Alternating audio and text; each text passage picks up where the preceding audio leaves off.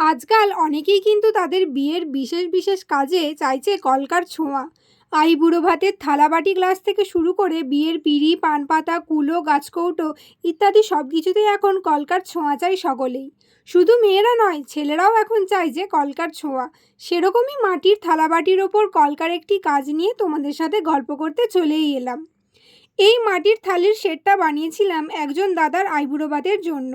দাদাটির কোনো ডিজাইনের দাবি ছিল না, আমাকে বলেছিল আমার মনের মতো করে করে দিতে।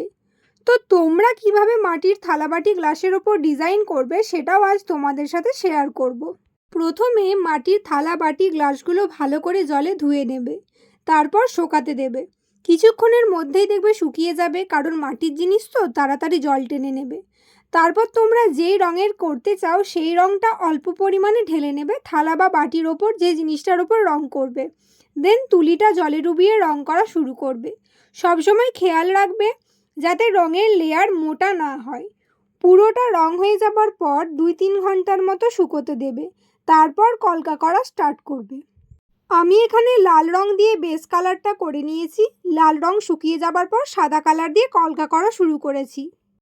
এবার মনে রাখতে হবে, যখন তোমরা বেস কালার করবে তখন কিন্তু জল ইউজ করতে হবে, কিন্তু যখন কলকা করা শুরু করবে তখন কিন্তু রঙের সাথে জল ইউজ করা যাবে না, তাহলে কিন্তু রঙটা বসবে না, একদমই গড়িয়ে যাবে। তো এখানে আমি 000 তুলি ইউজ করেছি, তার সাথে ফেভিক্রিল আর ক্যামেলের অ্যাক্রিলিক কালার ইউজ করেছি। যেহেতু ওই দাদা কোনো ডিজাইন বলে দেয়নি, তাই আমি একটু নতুন কলকা রাখার চেষ্টা করেছি, যেটা এর আগে আমি কখনো করিনি। আমার কলকার হাতে করি যেমন আমার মায়ের কাছে, তেমন বিভিন্ন কলকার সাজেশন কিন্তু আমার বাবা দেয়। যেমন এই থালাটাতে যে টোপরটা করেছি সেটা কিন্তু আমার বাবাই বলে দিয়েছিল। যখন শুনলো যে এটা ছেলের আইবুড়ো ভাতের থালির সেট হচ্ছে, তখন বলল আমাকে থালাতে একটা টোপরের কলকা করতে, আর আমিও তা শুনে করে ফেললাম। ডবল টোনের কাজ করতে আমার বরাবরই খুব ভালো লাগে, সেটা তোমরা সকলেই জানো। তাই এখানে কলকার কাজ আমি ডবল টোনের করেছি।